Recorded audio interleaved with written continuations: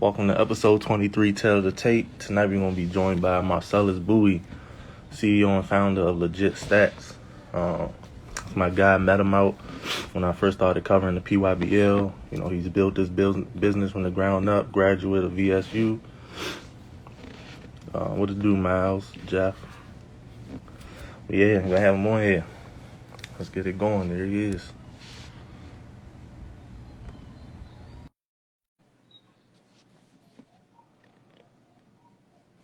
Getting him in here now. Marcellus. Mike, what's going on? How are you? I'm good, man. How you? I'm doing well, man. I'm doing well. That's good. That's good. Hey, first and foremost, I want to get your opinion on your Trailblazers, man. All right, so I keep telling everybody, we about to shock the world. No one believes me.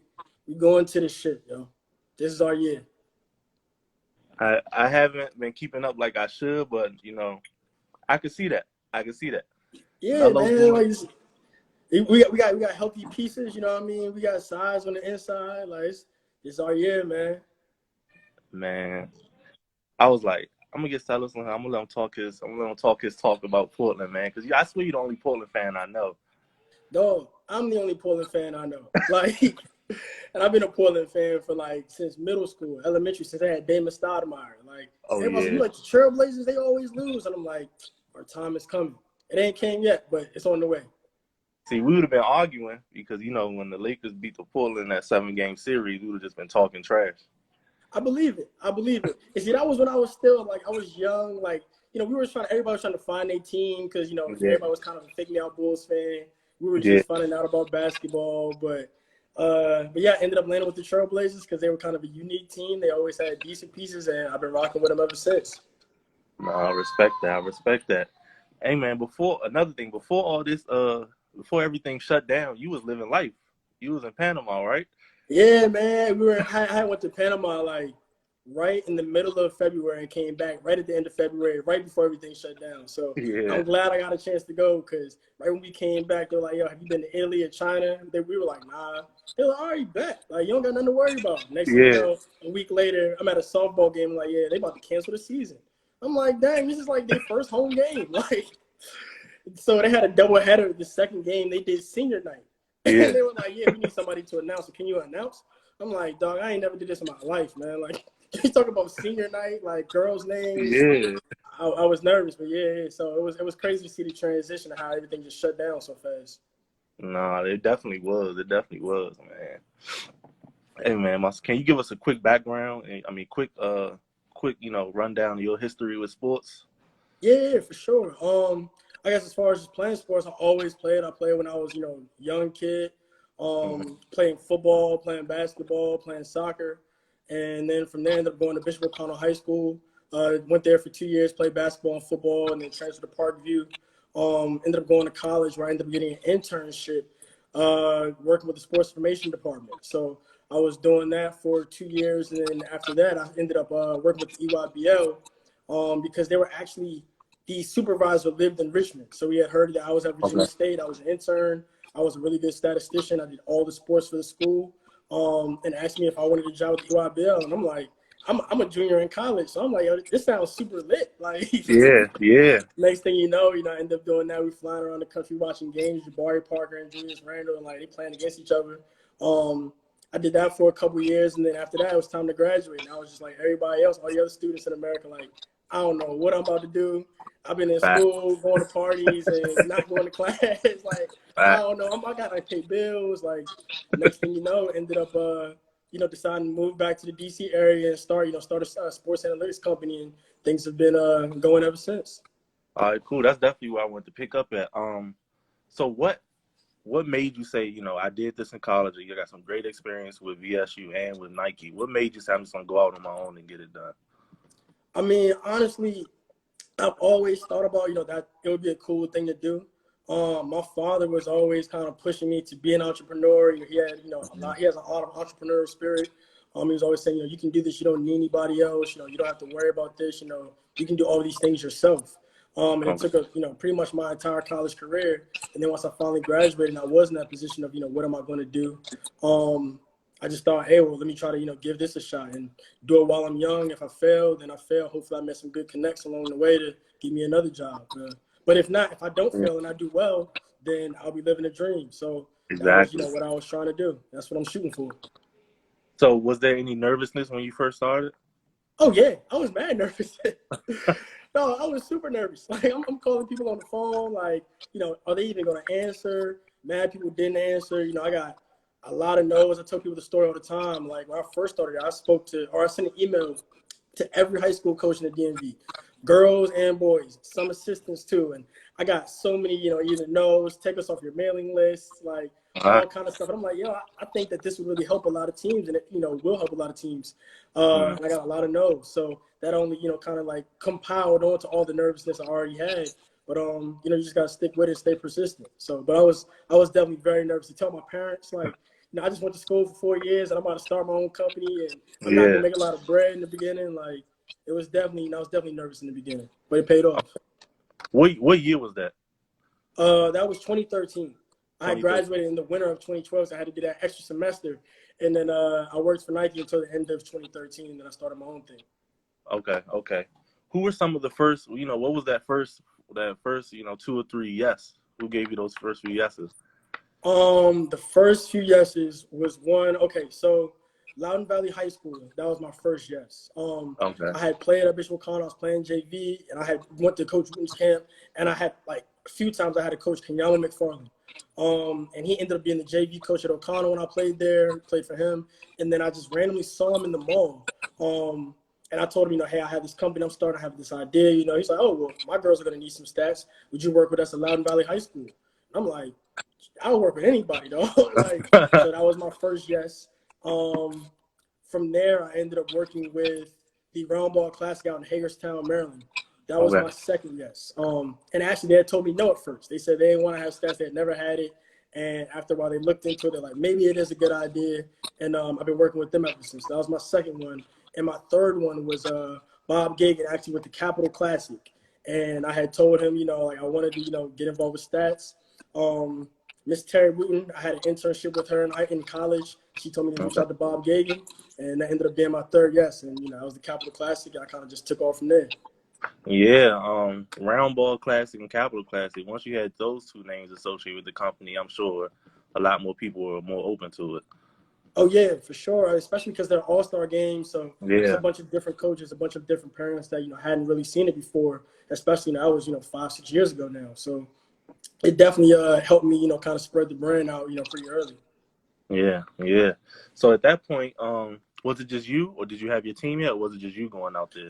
Nah, at that point, it was just me. I didn't have anybody else working with me. I had this grandiose idea that I was going to, just recruit the whole, the best statisticians in the world, and everybody's going to leave their job and come with me, and we were going to be lit. And it didn't necessarily go that way because I had the money to pay them big salaries. So that definitely made it tough early on. But so at that point, it was just me.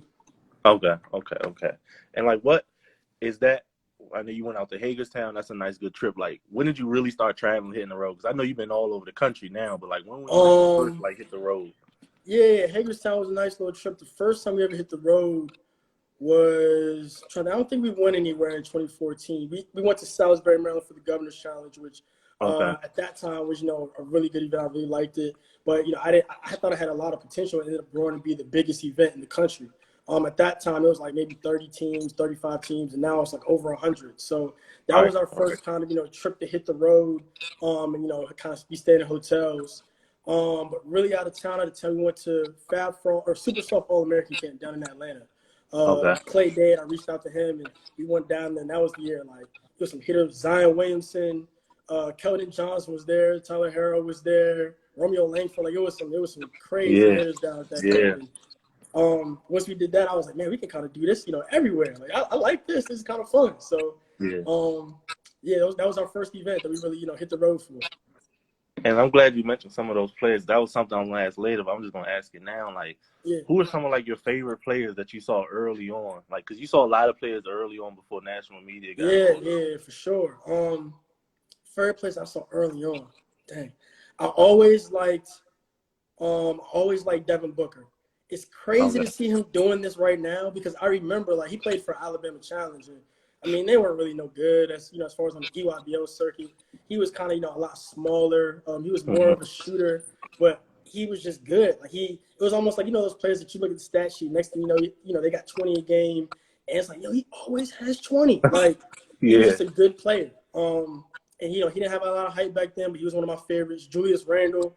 I mean, if you saw him in high school, like, he was a man. Like he was doing all the LeBron stuff, like getting the ball off the glass, going to full court, dunking it, yelling, and all that, getting the steal, doing it one more time. Like he was crazy. Jahlil Okafor was another one. Like he was just super huge in high school.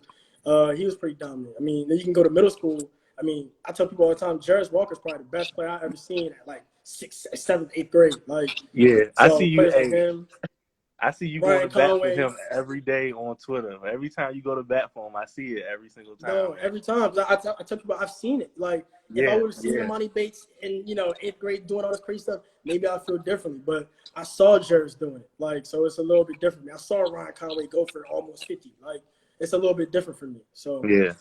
And those are the top guys that kind of pop out off the top. and that's crazy. Like it's a little transition. Like you talk about like all these guys in the NBA now, but it's like, you were there at PYBL, so now these kids that's going into school now, that's going to school or been there for a year, like you saw those players too, and they the best players in the country too.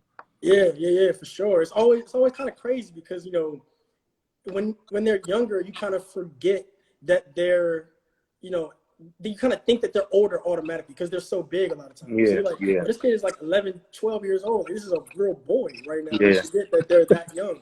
And then a lot of times, by the time they get to be seniors, especially now, looking back, as we look back on them, we're like, yo, it's crazy to look at, Brown going to college and having tattoos and yeah, like, man, you're still like a 12-year-old kid in my mind. But it's just, man, yeah, it's one of the most rewarding things about it, for real.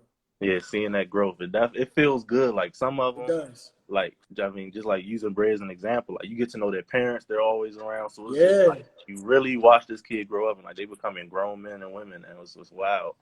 Yeah. It happens all the time. The parents are like, we didn't even think that you knew us. And we're like, all them games we was on the sideline and you heard you screaming, like, we know who you are. Like, Facts. Multiple sports. Was it always the goal to go in with multiple sports, or did you? always. Okay. Always. I always thought, it was dope that, I love basketball. I could watch basketball today and go do, 8 games and then come back home and be on NBA TV, like, what happened today in the NBA. But at the same time, there's lacrosse out there that's, has a huge market. There's hockey. There's plenty of sports that, could be just like basketball. And I think that they just don't, get as much attention. But, they want stats and they have fans and they have players that, want coverage just like anybody else. So I definitely have always wanted to, kind of branch off into multiple sports. Okay. And what about like you work with colleges as well too? You do a lot of work Yeah. with Howard. How was that? Was that a big difference between working with the high schools and local leagues? It's really not. And I tell people that all the time. Even the games that we did for the Wizards and for the G League team. Yeah. I tell people the same thing. It's just bigger players. They shoot from further back. They turn the ball over a little less. Like, but the game is the game. Whether it's we're doing games for Howard lacrosse, Georgetown lacrosse, a Division III school, the Division I school. For us, we was just punching it in. Whatever happens during the game, we try to keep track of. So it's all the same to us, honestly. Yeah, I definitely always admired that about legit stats. Like you guys were like, you were making moves, but it's like, oh, he going across the whole board with every single sport getting it in. Oh yeah, for sure. My professor used to always say, just sports itself is a multi-billion dollar industry. Like if you can find your niche and kind of, really stay consistent and, continue to grow, what you're doing in that niche, you'll have no problem, feeding your family. So I've always thought that, don't pigeonhole yourself to one sport, try to do as much as you can. And it's crazy. I wanted to ask about connections, but you already mentioned, like you got your first start with somebody you knew from the past. How has those other connections helped? Like, did you use people from EYBL and VSU along the way? Yeah, man, it's crazy, like how small the world is, especially basketball. Like, it's people that, like I tell people all the time, one of the guys that's, or a few of the guys that were like main coaches for Team Loaded and really helping them become, at the peak of their program, what they are, I went to college with. Like one of their main coaches on their 17U team, he was a student manager, a graduate assistant manager at Virginia State when I was a freshman, sophomore, doing stats for the team. So I see him on the AAU events. I'm like, yo, like, what's up, Talati? Like, Yeah. I got mad history, almost 10 years of history with that person. Same Yeah. same thing with somebody else that, works with Team Loaded. We were doing our internship at Virginia State together. There's coaches from New York, from New York Lightning that every time I see them, they show me major love because they remember me when I was just a little kid, 19 years old on the Nike circuit, with all of these, super old men, looking like one of their players. So Yeah. it's, it's kind of like, it's those kind of things that have kind of helped me, continue to grow and help Legit Stats kind of, continue to spread out. Okay, no, that's what's up. Going back to VSU, I see a lot of times you go back down there and speak, and not only at VSU but other schools as well. Yeah. What's that like for you, being able to go back and talk to the kids who not kids, they're grown men and women too, but Right. somebody who was in your position, that you were a few years ago? It's really crazy to me because I tell people that too all the time. Like my I guess senior year, my internship professor, when I was telling I'm gonna get an internship. That's cool because I've been doing this with the school all this time, but really I have a job working for Nike and I haven't really done my hours as much, but I've been doing this too. He's like, oh, you should speak to the class. I'm like, don't me speak to the class? Like I sit in the back of the class. Like, have you seen my transcripts? Sir? Yeah. Like. And he's like, no, man, I think, it's a good experience. So I never pictured that I'd be the one speaking to the class, the way that, my grades and all those kind of things. And now when I speak to them, I always remember that those are the best days. I learned the most when people actually came and talked to our class. We had those guest speakers. Those are my favorite days of class. So I feel like, as someone that sat in those same seats, I would like to go back and do the same thing. One of those days that they don't have to worry about taking, those same boring notes and looking at the, looking at the slides on the screen, and they can see like, oh, I've done this, they can do it too. So I sat in the same seats they sat in. I think that's really important for our, just for our community as a whole. And you were named to the Loudon 40 under 40 entrepreneur list, correct? Yeah, I was. Just 40 under 40. Really, it's not entrepreneurs. A lot of people like are bankers, and that was crazy. I was like, man, that's tougher. That's even tougher right there. Yeah, man. I really, that was like one of my goals, honestly, because I was like, I had found out about it. I'm like, I see some of these people on the list. Maybe I can make this. I don't really see any sports people. I don't see anybody doing anything similar to what I'm doing, but maybe I can make it. It's not really any minorities. I think in all the years that they have it, 11, 12 years, I think it's only been like 11 black males. And I was like the youngest one. So I'm like, man, this is, it's crazy. I don't know if I'll ever be able to make this list, but I was really excited when I did make it to see some of the other people that I've, kind of come through that. Yeah, I'm sure that meant a lot. Like that's a hometown hero type of award right there. Like I sure that it was, man. It meant a lot for sure. Like I said, because I grew up there. I started my company there. I had the event there across the street from my house. Like just for them to even recognize me and say that I was, somebody in the community that mattered was kind of, really meant something to me. Yeah. And then you mentioned like you don't see a lot of sports people, and this is something I want to talk to you about. Like, we, on the global level, like you said, sports is a multi-billion-dollar industry or whatever.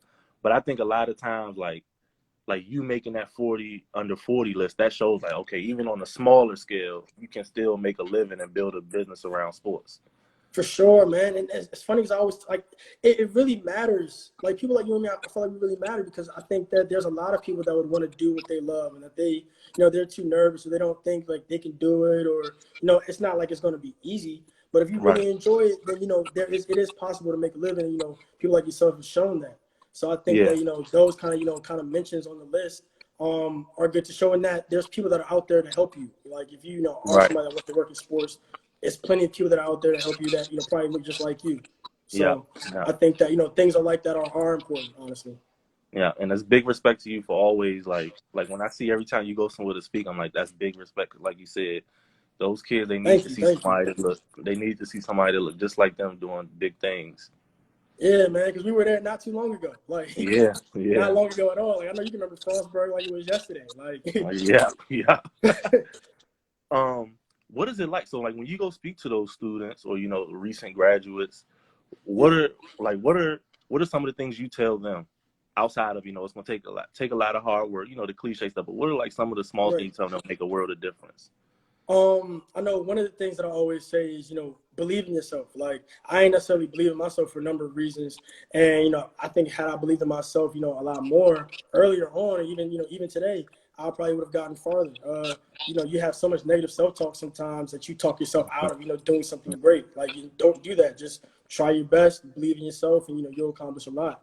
Another thing is, I know that coming out of HBCU, a lot of times we talk about, oh, we felt like our facilities weren't the same, or we had to go through this, or people aren't going to look at our transcript the same as they look at the transcript from Michigan State. But, once again, you talk down on yourself, then you're making it more difficult on yourself. Like, you can, accomplish all these same things that all these, people at other schools accomplish. And I feel like it's important to, not look at things that the trials that we've been through as, kind of hurdles or like things that are going to set us back, but things that made us stronger in the long run. So those are Yeah. things that I always make sure I relate to them. Because I remember thinking that when I was coming out, like, man, I didn't go to a big school. No one's going to take me serious when I'm starting this company. Whereas, if I would have just thought about making the company the best that I can and not these hurdles that I got to leave, I might have been better off earlier on. Yeah, that's true. That is true. We talked about big time events, building a team. Like this, and like now we're gonna go like more to the business part. Two Right. young Black business owners. What was that like? Like, did you start off where people like instantly rushing to you? Did it take a while to find people you trust? What was that? What was that like for you, just being out there on your own? I mean, it was tough and it is tough. Like I say all the time, like it's always going to be, it's always a struggle to kind of continue to build a team because, you're always kind of, constantly trying to figure out demand and the market and, if this person can do this, if, somebody isn't able to be a part of it, now you have to find somebody new and retrain somebody. Because a lot of times I tell people what we do is interesting, it's fun, I enjoy it, but it's definitely not easy and it's not for everybody. So, Right. you're always kind of trying to, weed through the people that there's a lot of people that are sports fans, but may not necessarily have the capacity to work within sports because they're, thinking about being a fan instead of, being that neutral third party. So, Yeah. it always was tough to, find people going to college campuses, you reach out to career directors or, to find one person, two people that can really help you. Right. I got lucky in the sense that I found a couple of people that were my friends, from my hometown of Sterling that were like, yeah, we like sports, we your mans, we're going to try to help you as much as we can. And, Right. we kind of, continued to build things as long as we could and try to find more people along the way that, had common interests and common goals and wanted to be a part of our company.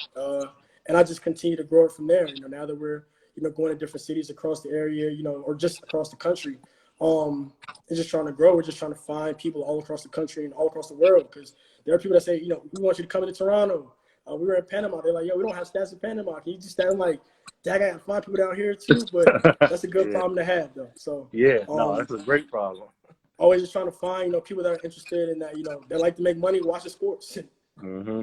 And that you mentioned something, this is something I definitely struggle with first starting. Like, you have to like you said, you have to, disassociate from being a fan and you're there Yeah. to actually do a job. What was that like when you first started? Well, I'm sure you had experience with EYBL and VSU though. But even at VSU, like I told, like I remember at the very beginning when I was first doing stats, I was no good. Like I was not good, yo. Like I don't know what it was. I look back on my time and I'd be like, why was I so sorry? Like, cause I be teaching people now. And I'm like, man, like they be getting it wrong. And I'm like, oh my gosh, like this Yeah. is the first step. Like, all right, come on, y'all, we gotta get it. We gotta get past here. And I remember the person that trained me, Jason Pompey, he felt the same way about me when I was first starting out. I'm, hitting the wrong keys. They dunked down here, and I'm like, oh, did you see that? And he's like, yo, did you see the steal though? And I'm like, I forgot. Like, so it was a lot of those moments. So I understand anybody having those moments because I had to go through them, myself. But over the course of time, you want to be good at your job. Right. The athletic director had got super mad at me because the SID was out. He was sick. He had like strep throat or something crazy. So it was only me there. I had a spotter, but I had accidentally given the other team a technical foul. I wasn't paying attention. So when they sent the foul into conference office, we got fined for like $50. So she's hot, going off of me because I got us a fine. It looks bad on the university. I'm like, I'm just the intern. Like, and I learned, you gotta be professional. Like, who cares if you're an intern? If you're gonna do the job, you gotta do the job. So that was definitely a big teaching point for me. But it kind of taught me, you don't have any time to be a fan. If you're gonna be in it, you gotta be in it. Definitely. Like I remember like still even like PYBL days, even when I was out there after a year, I would be looking at the game instead of looking through the camera and I'd be like, So like, you got that? I'd be like, I don't know if I caught that. I caught it. I don't know if you're gonna watch it later though, but I definitely caught it. It's easy to slip, man. It's real Yeah. easy to slip. Sometimes, I mean, sports is sports, it's entertainment. Like Exactly. anybody can slip up. Exactly. Um, And just on the word being, I want to definitely talk about business a lot with you. Being a young Black entrepreneur, what would you say is like the one thing that kept you going, even through all the struggles and everything? One thing that kept me going. Um, all right. So when I first started, I remember that saying that like I wonder if I'm going to even be able to drum up enough business. Is there going to be enough people that are interested in this? Like, will I be even able to have a company? Like all those kind of things. So when I go through the hard times, like maybe we have too much going on or it's busy, stuff. I'm like, oh, you asked for this. Like you didn't have to do this. You don't have to continue doing this if you don't want to. But if you want to get to that point where you think that you can achieve these goals that you set for yourself years ago, and the ones that your family believes that you can reach, then you got to keep going. You don't have time to stop. You don't have time to be worried about this or that. You need to just continue to move, continue to climb. So that's kind of what keeps me going. Also when I talk to students, especially at the HBCUs, I tell people like we're not that far removed from slavery. Like it's only 2020. Like I mean, what 100 years ago, essentially. Even though the Emancipation Proclamation had already been signed, even though 100 years ago, we still had people that were sharecroppers in my family. Like my friends from South Carolina, North Carolina, Virginia, like they were still Yeah, technically slaves for real. Like yeah, racism was still very real. 50 years ago, as far as people having heinous crimes committed. You know, so it's like now that we're in this point now, where we have the opportunity to have jobs, like being a statistician where we watch sports, or being able to film games. Like we need to take advantage of that. Like yeah, this is an opportunity that people had 100 years ago. Like they would have killed, they literally killed and died for opportunities like these. So yeah, who are we yeah. to not take full advantage of them? I love that. I love that. I love that. Um, and you don't have to just, you don't have to go in deep into it, but how has like the pandemic, affected the business?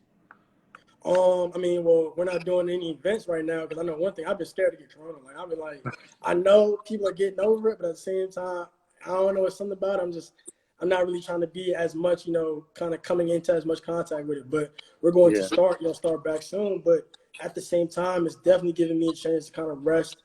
And because we're on the road every week and we're at an event every week and doing something, yeah, so it's really giving me a chance to kind of sit back, look at some things that I think that we could improve on, look at some areas that we haven't really gone into nearly enough, and then just kind of kind of like just take a look at things from outside of, instead of always being go go go worrying about getting to the next game. So I've definitely enjoyed that. Had a chance to yeah. talk to some people on my team, have some kind of like newer features and things that we weren't doing as much before that we will be doing more. So I really appreciate this time off, honestly.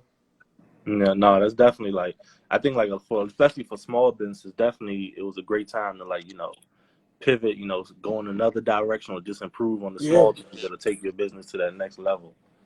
It's interesting because actually earlier today when Troy Dockett saw that I was going to be on with you, he was like, "Oh, these are my people from Frostburg," and we Yeah, that's chopped my it up a guy. little bit, and he was like, "Yeah, honestly, like this time has really been what you make it," and I was like, "Man, Troy, you're 100% right, dog." Like, and I've been thinking about that ever since, but it really has been kind of what you make it. So, like I said, I've appreciated it.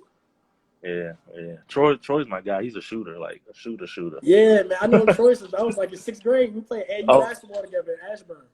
hey, that's a quick little story about Troy, man. Yeah. So Troy may not even know this. All But he was right. definitely one of the first players when I got to Frostburg, torched me, and I was like, all right, this dude, he's shooting, quick, whatever. But it's another funny situation. This is around 2012, 2013. It Mm-hmm. was somebody at Frostburg, you know. I guess they were new. I guess it was just like their first or second year, so they like new to the school. And like, new kids come to school, open gym, you're not gonna pick Right. them up. Like I'm rolling with my boys I've been running with the last 2-3 years. Right. So this person was one of those guys, and Troy is one of the guys who used to like not pick him, think he was sorry. So this guy, he was taking out his anger on me because of someone like Troy. Like Troy was like, I'm not picking him, I'm not picking him up, and this person was just going around like just taking out everybody else. But it's a weird story, but I just thought like that's just funny. Like Troy's that good that this guy's like so mad that he's taking out on other people. It was just funny. I don't know if Yeah, Troy knows man. that. And, Hopefully, and it goes to show once again, like sports world, basketball world is small. Like, Yeah, you never heard of Troy before you got to Frostburg. Like, and, right. now you remember him. It's kind of like one of those things. And, the fact that we both know him, know him well, small world. And you kind of spoke on this a little while ago. What are your thoughts on returning to live sports? Like, do you you're in the sports industry? You see it every single Yeah. day. Like, do you have any concerns or thoughts about it? I mean, I feel like, I understand. I definitely understand. There's a lot of people that they feed their families this way. Like, and them not being able to have events, I mean, it's very difficult. They may not be getting these loans, all these kind of things. Like, it's a difficult time. So I feel like if people are willing to play, there should be somebody that's there to facilitate them being able to play. And I think that, I've heard a number of events. I know there's one that, we talk to often in Houston, Mr. Brian Joe Levette, and he was, saying that, they cleared the gyms after each game, had, the fans of the players come in, the parents come in, after each game. They didn't really have many bleachers, things of that nature, they're taking precautions to make sure that things are safe. And so I think that, if there are going to be event directors and facilities that are willing to take those measurements and precautions, there are people that are willing to play, and, they can both make that work, then I'm like, why not? And then, I mean, that leads to us being back involved with, more events and games going on. If, that's going to be going on, then, I mean, why not be out there? So I think that is positive. I definitely think it's positive. Yeah, I definitely agree with, like, there are people who are willing to take those precautions, go through all the right steps to make sure it is a safe environment. So move at a timely thing. Like, I just don't want it to be a thing where people just rush to get back out there and be back in the same position. And it's almost like I've thought about it, and it's like, I guess those people that were first, they can say, hey, well, we were first. We showed you that it was okay. Even though I felt like they were rushing to be out there, but, like, hey, we showed you that it was okay. We kind of, blazed the trail for you. I understand that side of it. But at the same time, like you said, I was kind of nervous about it too. Like, just the simple fact of, you don't know enough to necessarily be, or, have everybody out there and gathering in these kind of environments. That's how I felt. But honestly, obviously, it's working, and, as long as you take the right precautions. So I feel like, now it's time for, kind of us to start doing the same. And I guess it's a good sign to see the country moving in the right direction, honestly. Yeah, for sure. And then I definitely think about, the athletes. Like, 2020, they lost out on a lot. But, like, what does this do for the athletes in the class of 2021? Like, this is that year, especially for the kids who haven't gotten those looks yet, or, offers, or the recruitment process was just ramping up. They still need to be seen, And I wonder about that because, you see some of these events, they've got the live stream. And, I mean, we've all seen the live stream from some of these events. They're not equivalent. Not all of them are the same. So it's almost like you're a college coach, do you just watch a little bit and then you turn to the next court and then you're only watching one game? I mean, I know the field is different. So it is unfortunate that I feel, that these kids are not able to have that kind of, that last AAU summer that everybody enjoys and loves. But, everybody goes through hurdles, and these are just a sign of the times, honestly. Yeah, I just definitely like no one who's living has been. Well, I guess some people might be, but that was a long 100 It's arguable. But it's probably a couple people. Right, I see what you're going. I see it. Nobody has been through this, so I just think like it's a time where like I'm glad people really took the time to really see the landscape of what's out here, because again, none of us have ever been through that, and we get it.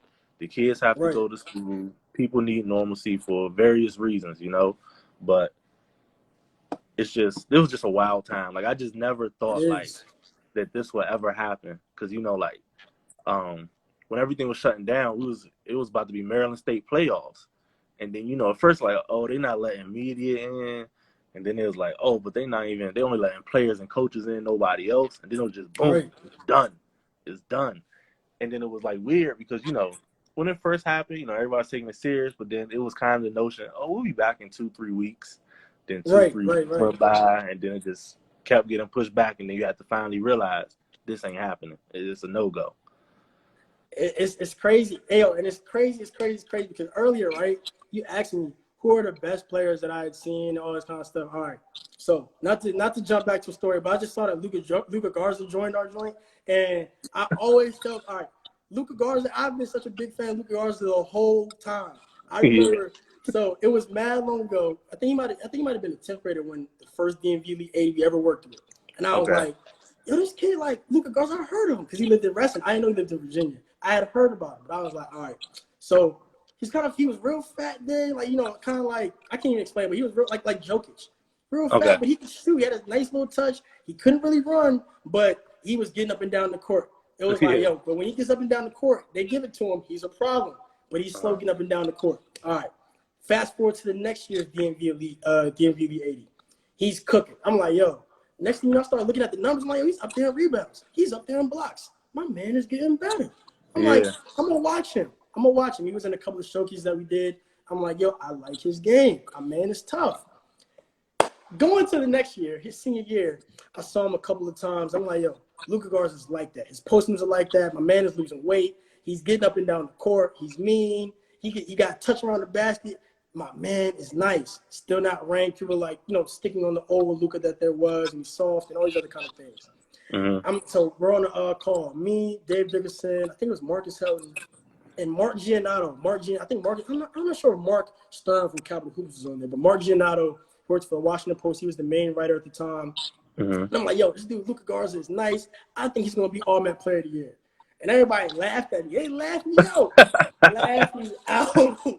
I'll never forget it. I'm like, no, this man is nice. I'm trying to tell y'all. They're like, Chris Lights is obviously going to be Player of the Year, Marcellus. Everybody knows this.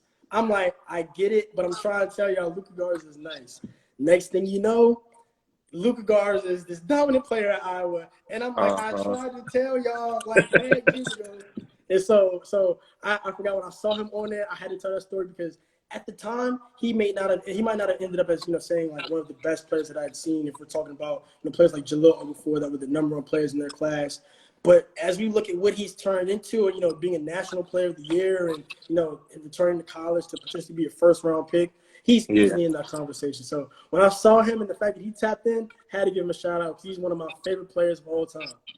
That's big respect. And again, I value your opinions in basketball. So again, I've seen you go to bat for Luka Garza, along with Jarris Walker and plenty of others.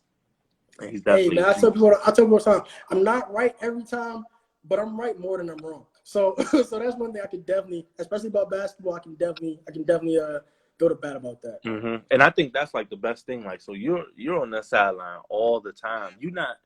It's very rare that you'll just see a player. Oh, it's their senior year. They've already committed. You rarely catch those players, and you see that player from. You just talk not even like PYBL, but like literally from Garza. You said from 10th to his senior year, you saw that development. So I feel like that gives you great insight that a lot of people don't get to see. And that's one thing that I really truly enjoy. I remember telling my friends when I was working for the UIBL, like, yo, y'all need to tap into Jabari Parker. He's about to be nice. And they're like, who? I'm like, man, I'm telling you, he's gonna be nice soon. Like, just trust me. Yeah. And then a few years later, everybody's like, yo, Jabari Parker. I'm like, I don't remember when I told you about him 2 years. They were like, oh yeah, you did. Like, so I enjoy that feeling. That's a fun feeling to definitely have. To kind of see the maturation and to kind of pick your players early before everybody else gets the chance to kind of be on them. Almost like when you like that one rapper and you had all his mixtapes and then he goes mainstream, like, oh, I've been on him now. Y'all on him now. I've been on him. It's a good feeling. Talking about like these players again. We were covering PYBL same time, and I tell people it's just like it's easy. Like I guess people hear it all the time on PYBL. These players are gonna be great. These players are gonna be great. But like someone who was there, like, can you just please explain how you see these kids and you see all these kids and you kind of know the ones that are going to do the same thing in high school, go on and become you better. But I think they miss out on so many kids who may not dominate PYBL, but then once they get to high school, playing against that competition puts them to the next level. Oh, yeah, for sure. We've seen it so many times with so many players, especially now. Like, I know that there's been mad times I could think of maybe, let's say 2 years later down the road, we see this kid. Like, Tyrell Ward was one. I remember seeing his name, some of these names. Quincy Allen is another one. I see these names, and then, like, we'll be at a camp, and Tyrell comes to me like, yo, what's up, man? I'm like, what's up? Like, he's like, yo, you do the PYB, you do the stats, right? I'm like, yeah. It's like, yeah, I'm Tyrell. And I'm like, oh, like, you got way taller. You might have a little hair on your head or something different. Yeah. And next thing you know, it's like you're a primetime player. When I remember, like you said, on his team, he might have been the fourth option at the time. And now, you're getting offers from Louisville, LSU, things of that nature. it kind of really, makes you really think like, wow, everybody, there's so many good players in this league. Quincy Allen, there used times, and I remember looking up his stats because I'd seen that he was on the Rivals, top 50 or top 25 when they first broke that list. And I looked at the stats, and he was averaging maybe like 5 points per game. He didn't even start a lot of games. I'm like, wow, but I thought I knew his name. And then, you kind of remember it, and then you start thinking about, like, oh, I remember him playing. I remember, how he plays, all this kind of stuff. And it's like, but he wasn't that good. But it's like, do you see the progression? It's like, well, I did see the potential. I do see how he got here. So it's kind of always cool to, watch players that get better. Trevor Keels is another one. Yeah. I mean, we can remember when Trevor Keels was a post player, like one of the best post players. And now he's a guard. I mean, he's a legitimate 2 guard, shooting from deep. Like, I didn't see Trevor being this, but it's so cool to see him turn into this because I knew that he was just going to be a good player. Some players are just good players, just good basketball players, and you find that out. And I tell you all the time, like, I remember, like, people grown adults used to be like, oh, he just played bully ball. He's not going to be able to do that at the next level. Yep. And I'm like, that's tough. That's a tough prediction, but I wouldn't say that. And he's proved all of them wrong. He's proven all of them wrong. All of them. Time and time again, you have to give players like that credit. Players that rise to the occasion, over and over, hit big shots. I mean, you gotta love those kind of guys. Those are the kind of guys I would want on my team. So I'm sure, Krzyzewski and Roy Williams, they want them on their team too. Facts. Do you have, and again, like I know you say like you have to take the fan out of them when you run the business, but do you have any players that you saw and like you're kind of biased towards? Like I know the hometown kid, like I know that, but like any kid, like Trevor just joined us, so he heard That's the wild, word. Right? He heard the word. What's up, Trevor? Yeah, we on for this month, but like who are some of the players like you're just biased towards? Like you saw them early and like no one could tell you anything about them. Let's see. Who am I biased with? It's a lot. Like it's a lot. I'm mad biased towards De'Aaron Fox forever.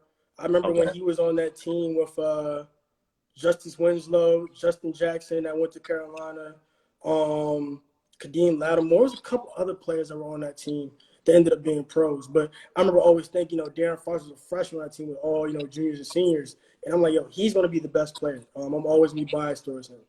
Not thinking of guys that aren't from the hometown. Because anybody from the PYBL, like, that I saw playing young, like, I'm biased to those guys. Like, I remember, when we go out of town, I see them at All-American camps. I'm biased towards those guys. I'm not going to give them no extra stats, but I do hope they do well. So that's always going to be the case. I'm trying to think of guys that I can think of that I'm biased towards, like Luka Garza, Daquan Bracey, that went to St. Francis and then ended up at Louisiana Tech and like broke a lot of records, was an all-conference hitting game winners like it was nothing. Yeah, like I'm biased. I'm biased for those guys that I feel like play hard, but not enough people talk about. I'm always gonna be biased for those players. No, I respect that. And leaving off, I ran through everything. Leaving off on one last note, if someone wants to get into the sports industry, what's a piece of advice you would leave them with? Honestly, it's as easy as just do it. Like a lot of times, I remember when I wanted to start doing stats. The first event, actually, I don't know how I left them out because I guess I was looking at it, and I wasn't getting paid a lot. But the first event that I ever actually really did was a showcase for Mark Tillman, the MLK Hoops Classic, and it was like DeJounte Murray's been in that. Thon Maker's come through that. Jamal Murray was in it. A lot of big name players. And I just hit them up and was like, hey, do y'all have any statisticians? They said no. I was like, all right, I want to be your statistician. They said, all right, call me, in 5 minutes. Call me in 5 minutes. I did that whole weekend. A lot of people were, it was a national tournament. I did it the next year and, things like that. It's like similar to yourself. Like if someone wants to, start filming games, the easiest thing they can do is go to games and start filming. Like you don't got to, go out and get the best camera and make sure you get the best angles or the best, thing to sit on when you're there. Like just start filming. And then from there, everything else will take care of itself. But you got to act. You got to start doing it first. Yeah. And it's so crazy. Like how you said, like, when you first start reaching out to people, like that doubt is just in your head. And then next thing you know, it's a smooth conversation. And you like, why was I tripping 10 minutes ago? Why was I so nervous? Why? You know what I mean? Like I can even remind myself. There's so many conversations I've had, even still can have, and it's like, I have nothing to be worried about. If they say no, so what? Somebody gonna say yeah. So I'm Exactly. not even worried about that, no, honestly. It's just amazing. Like you just say, even to this day, I'll send an email out like, man, they about to tell me no, or they not even about to respond. But then it's like, boom, Right, oh, we love to have you, or sure, that's no problem. And it's just right, like you mentioned this earlier and again, like just believe in yourself because that's right. definitely Yeah, I feel like that's 90% of the battle. Like it really business, is. you gonna have adversities in life and business, whatever. But literally, it's 90% of something in your mind telling you, no, you just got to beat it because like that is not even real. It don't even exist. So you just got to fight through it. It's just like basketball, and I went to basketball camp, mad weeks of my life because my mom didn't want me staying at the crib by myself, getting into no Yeah, nonsense. So yeah. I kind of, I tell people I've kind of learned to look at, life through a basketball lens, and I can always compare it. It's kind of like a microcosm, just like they say, the game is, 80% mental, 20% physical. Some people say 90% mental, 10%. Whatever the case is, it's Hmm. mostly in your head, and that's Exactly. what success is. It's in your head. So if you want to get it, it's out there to be had. Facts. Facts. Marcellus, I wish you much success ahead, man. Of course, when things go back to normal, I'm gonna see you out there. Oh, without a doubt, man. I appreciate you having me on. No question, no question. I want to say thanks for everybody for tapping in. Y'all have a For great week and a sure. great weekend, and we'll talk soon. I'm gonna hit you right All after right, this. all right, bet. All right, Appreciate it. no All right. question.